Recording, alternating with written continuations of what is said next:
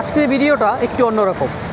একটা সময় পর্তুগালে নিয়ম ছিল 5 বছর পরে আমরা পাসপোর্টের জন্য অ্যাপ্লাই করতে পারি। হঠাৎ করেই সেই নিয়মটা বদলে গেছে। এখন 10 বছর পরে আবেদন করতে হবে পাসপোর্টের জন্য। এই পরিবর্তনটা আমাদের মতো অনেক মানুষের জন্যই সত্যিই হতাশার। অনেক স্বপ্ন, অনেক পরিকল্পনা এক মুহূর্তেই যেন শেষ হয়ে গেল। আজ কাজ করতে মন চাচ্ছিল না, তাই ভাবলাম কাজে বেরিয়ে পড়ি, মনটা হালকা হয়ে যাবে। আজকের ভিডিওতে থাকছে এই নিয়ম নিয়ে আমাদের কি অনুভূতি, বাস্তব পরিস্থিতি আর সেই সাথে কিছু সুন্দর মুহূর্ত, যেখানে দুঃখের মাঝেও খুঁজে নিয়েছি একটু হাসি। আমি শেখ হাবিব, লিসবন পর্তুগাল থেকে আপনাদের ভাই আছি আপনাদের সাথে। তো আর দেরি না করে শুরু করা যাক আজকের ভিডিও। আসলে উবার যে সময় পাগল হয়ে যায় তখন এরকম অর্ডার দেয়। দেখেন 3 কিলোমিটার, অলমোস্ট 4 কিলোমিটার দূরে গিয়ে আমার পিক আপ করতে হইব। আমি বসে আসলাম আমার এই অফিসে। তো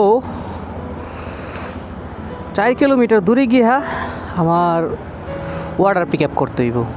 ওরে বাবা রে বাবা। সো হ্যালো ভাই ব্রাদার, কী অবস্থা সবার, কেমন আছেন? This is Habib. So guys, এই যে 4 কিলোমিটার দূরে গিয়া পিক আপটা করতে হইব, তো এখানে কিন্তু অনেক মানুষ বসে আসলো, কিন্তু আমাকেই দিল, কারণ এটা হইতেছে রিজিক। আমার রিজিকে ছিল, তাই আমি এই 60 টাকার কলটা পাইলাম। আজকে আমি একটা বিষয় নিয়ে কথা বলবো। এটা হইতেছে পর্তুগালের যে পাসপোর্টের আইন, এটা হইতেছে আপনার চেঞ্জ হয়ে গেছে গতকালকে। আপনার রাষ্ট্রপতি সাইন করছে। রাষ্ট্রপতি যেহেতু সাইন করে দিয়েছে, এটা হয়ে গেছে, পাস হয়ে গেছে। তো এটাও রিজিক, যে আমাদের রিজিকে নাই, তাই আর কি আমরা পাই নাই। আমার আর 6 মাস বাকি ছিল, তো 6 মাসের জন্য পাইলাম না। তো সমস্যা নাই, আমি এটা নিয়ে দুঃখ করি না, কারণ হইতেছে ভাই রিজিকে নাই, পাই নাই। রিজিকে হয়তো বা এর চেয়েও ভালো কিছু আছে, তাই হয়তো বা আল্লাহ তাআলা আমার ভাগ্যে রাখে নাই। তো এটা একটা দুঃখের বিষয়। আর এখনকার যে আপনার আইনটা হয়েছে 10 বছর পরে আপনি অ্যাপ্লাই করতে পারবেন, কার্ড পাওয়ার 10 বছর পরে, এমনি 10 বছর পরে না। তারপরে আবার ভেজাল লাগাইছে আরেকটা, যে আপনার পর্তুগিজ ভাষার উপরে আপনার ভালো একটা জ্ঞান থাকতে হইব। আগে যেমন শুধু সার্টিফিকেট দিয়ে হয়ে যেত, এখন আর ওইটা হইব না। এখন আপনার ভাষা সার্টিফিকেট তো লাগবেই, আবার ভাষা ভালো মতো করে জানতে হইব। আবার পর্তুগালের যে ইতিহাস, সংস্কৃতি, এগুলো জানতে হইব।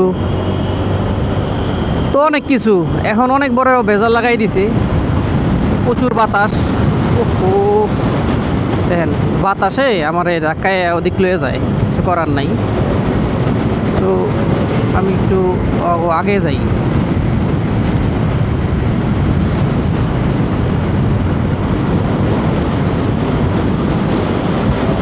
কিছু করার নাই, এখন একটা পথ খোলা আছে। ওইটা হইতেছে আপনার 5 বছর পরে রেসিডেন্স কার্ড, ঠিক আছে, যে সময় 5 বছর পুরো হইব, সেই সময় আপনি পার্মানেন্ট রেসিডেন্ট অ্যাপ্লাই করতে পারবেন। আর পার্মানেন্ট রেসিডেন্ট দিয়া আপনি অন্য দেশে গিয়ে কাজ করতে পারবেন, সমস্যা নাই। ওইটাও একটা ভালো বড় ডকুমেন্ট, পার্মানেন্ট রেসিডেন্ট যেটাকে বলে, পিআর। তো অনেকেরই অনেক মনক্ষুণ্ণ হয়েছে এই জিনিসটা নিয়ে, কারণ সবাই তো আশা করে, তাই না?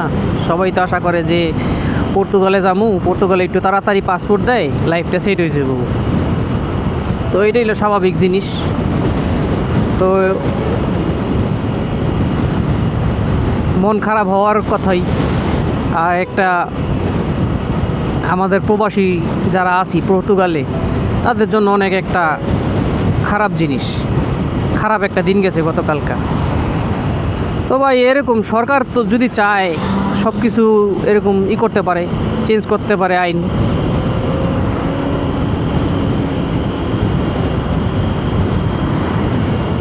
এখানে তো তাই বিলা সমস্যা নাই, ইনশাল্লাহ। একটা জিনিস কি ভাই, যে সময় আপনার খারাপ সময় আসে না, সেই সময় আশা রাখতে হয় আল্লাহর প্রতি যে ভালো সময়ের অপেক্ষায় খারাপ সময় আসে, বুঝছেন? তো এরকমই একটা অবস্থা, কিছু করার নাই।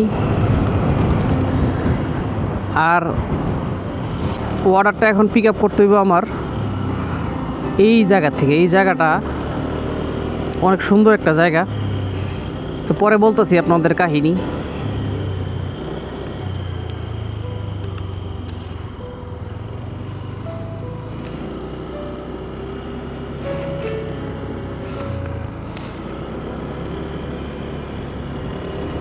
এখানে ছোট্ট একটা দোকান আছে, ছোট্ট দোকানটা খোলা।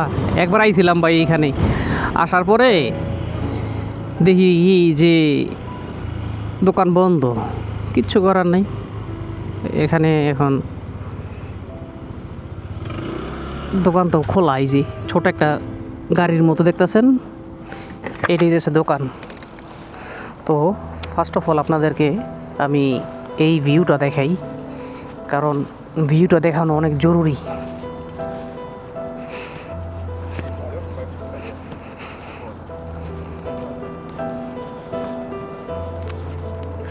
এই যে দেখেন এখান থেকে মাশাআল্লাহ কত সুন্দর একটা জায়গা। দেখেন পানিগুলো কত স্বচ্ছ, দেখেন এই যে এখান থেকে দেখা যাইতেছে কত স্বচ্ছ পানি। ওই যে সামনে ব্রিজ দেখা যাইতেছে, আমি যে ব্রিজের নিচে মানে ওয়াটার পিক আপ করতে যাই মাঝে মাঝে। আর এই যে সামনে হইতেছে আলামাদা, ওই সাইডে আর একটা সাইড লিসবনের। আর এখানে অনেক ভিআইপি বোট চলতেছে সামনে, দেখেন অনেক সুন্দর এরিয়া, অনেক সুন্দর এরিয়া ভাই, বলার বাইরে। সো সমস্যা নাই, আমরা অর্ডার পিক আপ করি গিয়া, নয়তো চাকরি থাকবো না। এটা হইতেছে একটা আইসক্রিমের দোকান, ফ্রোজেন ইয়োগার্ট। হ্যালো অবতার, কে এখানে টেবিল টেবিল সব দিয়ে রাখছে। মাঝে মাঝে এখানে এত ট্যুরিস্ট আসে, এই দোকানটায় এত বিজি থাকে। নদীর পাড় দিয়ে হাঁটে মানুষ, এনজয় করে। আর আমরা এনজয় করি এই যেভাবে কাজ করি, কাজ করে এনজয় করি আর কি। Obrigado. Okay, oh.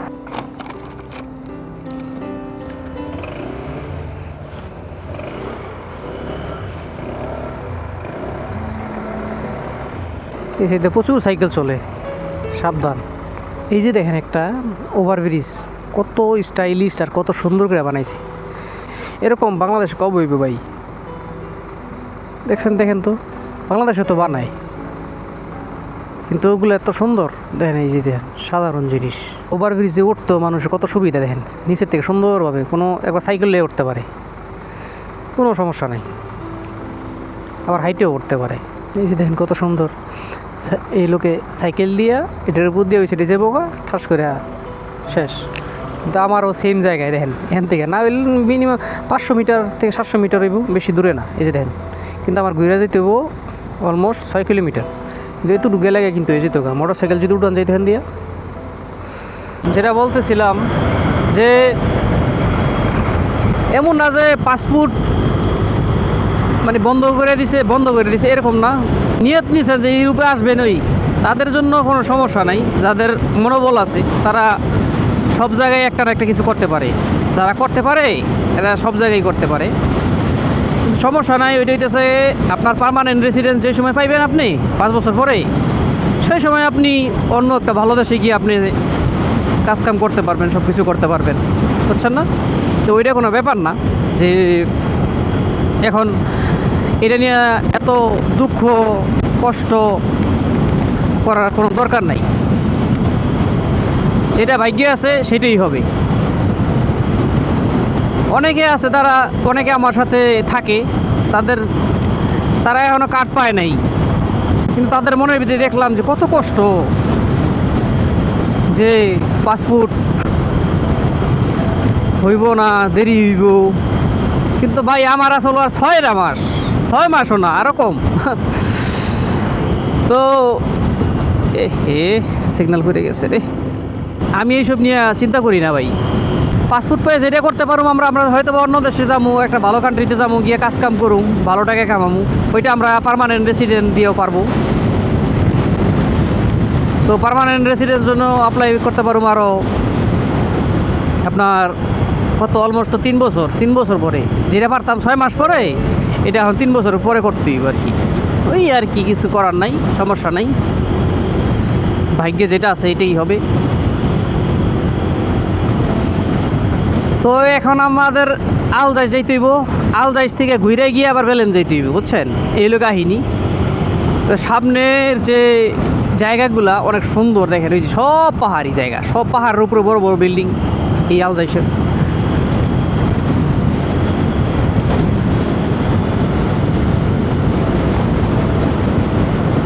তো যারা আছেন ইউরোপে তারা মনোবল ভাঙ্গেন না ভাই, কারণ আপনারা পার্মানেন্ট রেসিডেন্ট তো পাইবেন না, এটার লেগে তার সমস্যা নাই। পার্মানেন্ট রেসিডেন্ট পাইলে আপনি সব কিছু করতে পারবেন, সমস্যা নাই।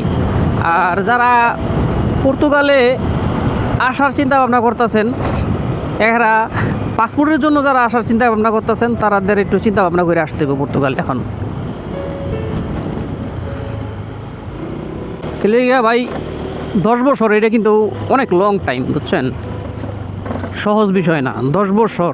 তারপর আপনি অ্যাপ্লাই করবেন, অ্যাপ্লাই করলে তো আর সাথে সাথে আসে না পাসপোর্টের বিষয়টা একটু সময় লাগে, হয়তো বা 2 বছর 2.5 বছর, কত 12 বছর, 12-13 বছর লেগে যাব আপনার পাসপোর্টের আশায়। আপনি যদি 40 বছরে আইসা চিন্তা করেন এখন পাসপোর্টের কথা, তাহলে বোঝেন আল্লাহ, পাসপোর্ট পাইতে পাইতে আপনি বুড়া খুন হয়ে যাবেনটা। আর যদি অল্প বয়সে আসে, যে 24-25 বছর বা 18-19 বছর 20 বছর এই বয়সে যদি আসে, তাইলে ঠিক আছে, যে একটা সময় গিয়া সে আরও ভালো স্ট্রং হইয়া পাসপোর্টটা পাইব। আপনি পরে আহেন, এটার ভিতরে যাইতে হইব হেলমেট খুললা গিয়া আবার ওই যে ভিতরে গিয়ে খাওন দিতে হইব, মানে ভেরি ভিআইপি।